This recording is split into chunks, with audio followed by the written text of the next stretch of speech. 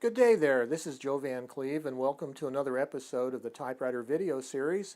Today I'd like to talk about always having a typewriter available at your house for brainstorming sessions. Brainstorming typewriters. Stay tuned. Well, if you're a typical typewriter collector like I am, you're going to have a bunch of typewriters around the house, maybe in the closet, under the bed, out in the garage. But you should always keep a typewriter at the place where you like to write. That's the best writing place for you. But sometimes you don't really have a writing place, or at least one specific location. Now for me, I haven't really been using my desk in my office as a fixed location for typing. I've more been using those little wooden folding tray tables that you might have seen in my previous videos. But lately I've decided that I'd like to have one typewriter situated at a fixed location, and obviously it makes sense to have it in my office on my desk. And so what I've done here is I've kind of had to clear off some areas on this side of my computer. I needed room for my scanner, my flatbed scanner that I still use, and my printer has to be here, but I wanted to make a little room here for my typewriter, and so I broke out the wide carriage Olympia SM9, the 1970s body style typewriter, and today I have it set up on my desk now, and I find it's a nice little location to type at and as a fixed kind of an office situation. And because of that, because it's fixed, I can use a slightly bigger typewriter instead of a little ultra portable. And these medium-sized typewriters really are most of them are a cut above the average portable in terms of the way they feel and the haptics of the way the typewriter works.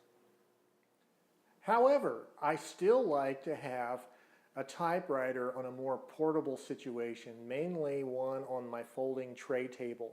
And this particular one is the Smith Corona Silent Super, and it's using the endless roll of paper. That is great because you can keep typing, never have to stop to change the page.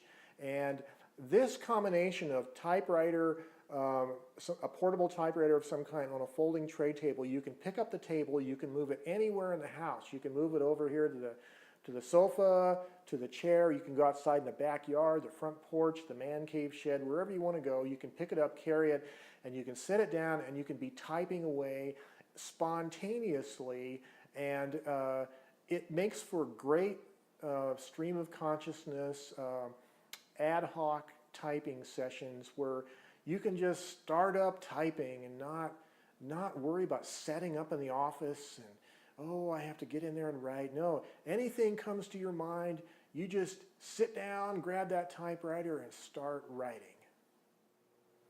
If you've set up a typewriter in an office situation, a desk situation like I have, it's convenient to have a little paper supply next to it, as I do right over here. And so you want to have your paper close at hand if you're not using an endless roll of paper. And you want to have a typing pad on your desk to keep this typewriter from sliding around. And of course you want to have your correction tape cartridge if you like to use that. You might want to have a dictionary available. In my bookcase on the other side here, I have a couple dictionaries that are always handy to have. Those are all nice writing implements and accessories that are very valuable to have at hand. But if you have a more portable situation, you might want to consider something else. So for a more portable writing situation, like using one of these wooden folding tray tables, you may not be using an endless roll of paper like I am. But if you're using regular sheets of paper, you want to be able to have a method where you can move the tray table around and bring your paper with you. One of the ways you can do it is to have a little shallow box kind of a thing that the typewriter sits on top of, and you can have a slot underneath it that you can have your paper ready to just pull out and use. Because it's kind of an awkward situation to have to carry the tray table with a typewriter and then balance a pack of paper on top of there, which usually doesn't work too well. So that's one way of doing it, just build a shallow little box kind of a thing that the typewriter sits on. In this case, I'm not using that because I'm using the endless roll of paper. You want to have a typing pad for your tray table if it's like mine, if it's a hard, smooth wooden surface, keep the typewriter from slipping. You want to have some correction tape cartridge. And it makes for a nice portable setup. It really does, for you to go out and just type at the moment's notice.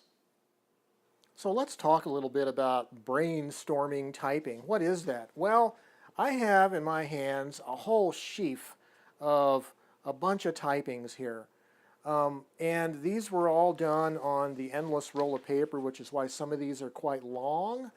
But because I'm doing brainstorming typing, I can sit down at a moment's notice and I can type out something that is wonderfully spontaneous and ad hoc. Now, not everything on this sheet I'm going to use, for a finished work. For instance, this one that was dated August 27th, done in the patio room on the Smith Corona Silent Super, I titled it Typing Just to Type, TJTT, okay? And I started off by saying, what's the difference between jotting by hand and typing? So in other words, why type when you could handwrite? Well, I say that writing by hand is much more intimate and directly connected to one's own internal mechanisms. It's organic and holistic. But on the other hand, typewriters are physical mechanical objects. And I get into talking about typewriters are kind of like play. They're play for adults. It's something you do with your hands. What I was thinking about in that piece when I was talking about typewriters being like play and comparing them to handwriting is typing is kind of like a keyboard. It is a keyboard, but it's kind of like a musical instrument in a sense in the way the fingers are moving up and down, compared to handwriting is more flexing of the whole hand musculature, right? It's different kind of action between typing and handwriting. But I find the action of typing more staccato rhythmic is kind of relaxing and it's kind of enjoyable and it's kind of like fun. And to me, there's an enabling process with this typing, spontaneous typing. There's an enabling that causes me to keep typing because it's play, it's physical play with one's fingers, while at the same time I'm being creative and creating something written. Conversely, if you are handwriting, I've done a lot of, spontaneous handwriting in journal books, but it's not the same as typing. Spontaneous typing is just more fun. It's physical play with a machine at the same time as you're writing. So that's an enabler, I think. The play factor is a real enabler of typewriters enabling your creativity. Typewriters are mechanically complex, and they do attract the interests of the tinkerer, which is why there's so many tinkerers in the typosphere, because typewriters generally need maintenance, and most people can't afford to get them fixed all the time by professionals. But typing reminds me of knitting, or similar kinds of hand-intensive craft. There's something relaxing and meditative about the finger play involved in both, beyond the mere practical issue of some physical product resulting from the activity, like either a sweater or a short story, for instance. This little piece here that inspired these thoughts, this was all inspired by just sitting down, not knowing what I was going to say, and just start typing. Now let's look at something else here. This right here is a long piece that was done on August 23rd out in the man cave shed on the endless roll of paper, and it's another installment of a short story series that I call the Bill series. It was a character named Bill that hangs out at a coffee shop, and he either gets involved in old cameras or, in this case, maybe typewriters. But I wrote this whole nother episode, if you will, of the Bill series spontaneously, just bringing the typewriter, having the typewriter readily available. Okay? Now, there's another thing I've noticed, and I'm going to thumb through some of these papers here.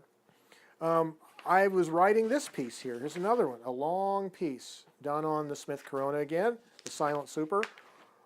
This is about post-iPod photography.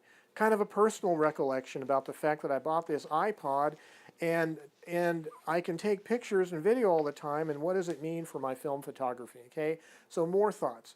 Now, here's another thing. This was typed at 3:30 in the morning.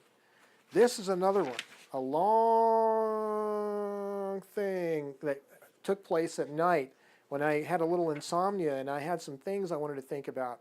And I typed up a whole bunch of cool stuff. It was several different subject matters, but I love this kind of stuff. There are little excerpts from each of these pieces that you could take and put into something else more formal, whether that is a blog article or a more formal type of short story, essay, or whatever.